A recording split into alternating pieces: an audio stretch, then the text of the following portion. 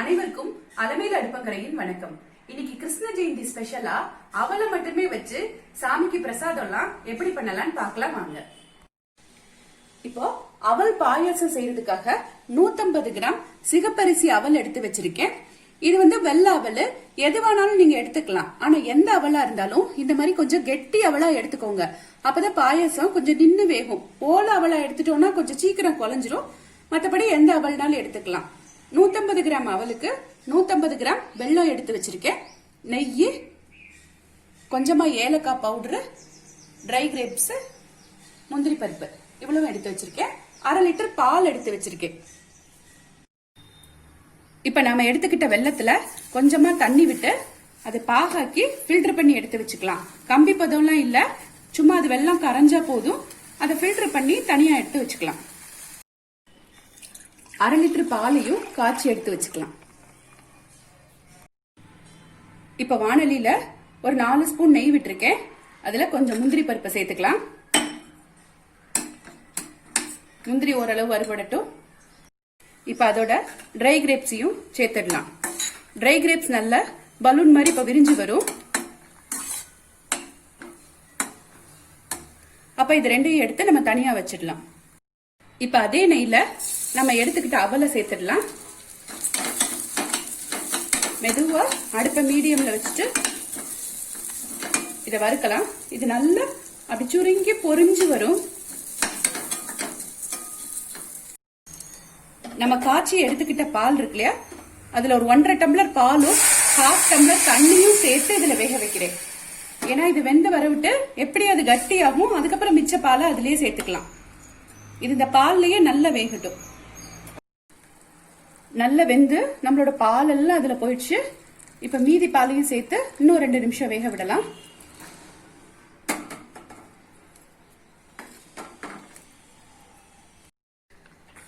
நல்லா 1/2 லிட்டர் பாலையும் ஊத்தி வேக வச்சிருக்கேன்.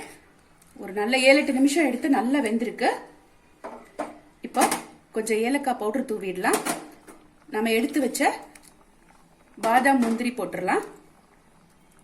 கொஞ்சமா நெய் விட்டுறலாம். இப்ப நம்ம ஏற்கனவே ஃபர்ஸ்ட் ஃபில்டர் பண்ணி வச்சிருக்கோம் இல்லையா வெள்ளப்பாகு, அதை இதுல சேர்த்துடலாம். இதுல ரொம்ப முக்கியமான டிப்ஸே இந்த வெள்ளப்பாகு நல்லா ஆறி இருக்கணும். அதுக்காக தான் நம்ம முதல்லயே இதை எடுத்து வச்சோம். இல்லைன்னா சூடான இந்த பால்ல ஊத்தும் போது ரெண்டும் சேர்ந்து தெரியறதுக்கு ரொம்ப சான்ஸ் அதிகமா இருக்கு. சூப்பரா ரெடி ஆயிருக்கு நம்மளோட பாயாசம். அப்படியே கிருஷ்ணருக்கு படைச்சு நல்லா சாமி கும்பிட்டுக்கலாம்.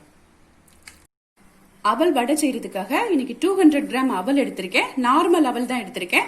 இந்த அவலை ஒரு பவுல்ல போட்டு தண்ணி ஊத்தி கிளீன் பண்ணி எடுத்துக்கலாம். அழுக்கெல்லாம் போக கிளீன் பண்ணி எடுத்த அவலை அப்படியே இந்த பவுலுக்கு டிரான்ஸ்பர் பண்ணி ஒரு 10 மினிட்ஸ் ஊற வச்சிடலாம். இப்போ 2 பிரெட் எடுத்திருக்கேன். இந்த பிரெட்டை நல்லா பிச்சு போட்டு மிக்சியில பல்ஸ் மோட்ல வச்சு ஒரு சுத்தி எடுத்துட்டு வந்துடலாம். நம்ம ஊற வச்ச அவலை நல்லா இறுக்கி பிசைஞ்சிடலாம் கைட்டு.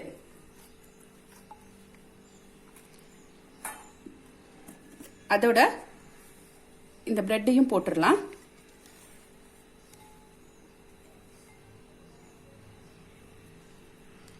தேவையான அளவுக்கு உப்பு போட்டுடலாம். கொஞ்சமா பச்சை மிளகாய் போட்டுடலாம்.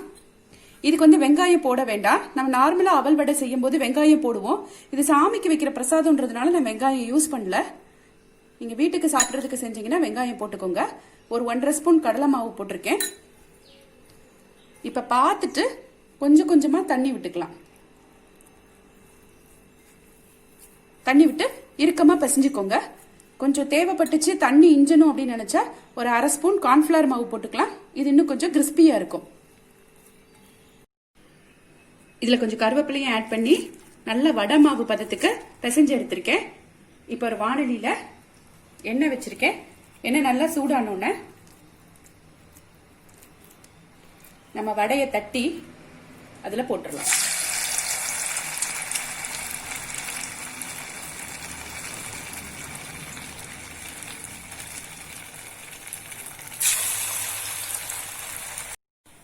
செம்ம சூப்பரா உளுந்த வடை மாதிரி ரெடி ஆயிருக்கு நம்மளோட அவல் வடை.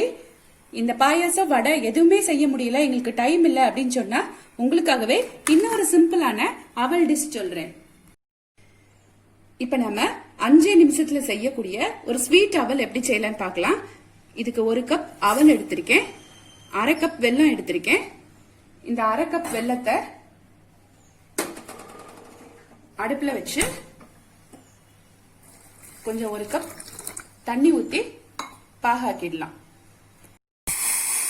இந்த வெள்ளை பாக இந்த அவல்ல ஊத்திடலாம். இது ஒவ்வொரு வெள்ளிக்கிழமையுமே நம்ம ஈஸியா சாமிக்கு செஞ்சு வைக்கிற பிரசாதம் தான். இதை நல்லா கிளறி விட்டு ஒரு 5 மினிட்ஸ்க்கு அப்படியே வச்சிடலாம். 5 மினிட்ஸ்லயே அந்த அவல் இந்த தண்ணியெல்லாம் குடிச்சிடும். இப்ப நம்ம தேவையான அளவு தேங்காய் பூவை மட்டும் அதுல தூவி விட்டோம்னா நம்மளோட ஸ்வீட் அவல் ரெடி. நம்ம 5 மினிட்ஸ்ல சாமிக்கு பிரசாதமா படைச்சிடலாம். ஏதாவது ஒரு வகையில அவலை செஞ்சு கிருஷ்ணரை கும்பிட்டுக்கோங்க. அவல் பாயாசம், அவல் வடை, ஸ்வீட் அவல் இதே மாதிரி நீங்களும் செஞ்சு பாருங்க. இதுவரைக்கும் அலமேல் அடுப்பங்கரை சேனலை சப்ஸ்கிரைப் பண்ணாம இருந்தீங்கன்னா சப்ஸ்கிரைப் பண்ணிக்கோங்க. அனைவருக்கும் கிருஷ்ண ஜெயந்தி வாழ்த்துக்கள். தேங்க்யூ.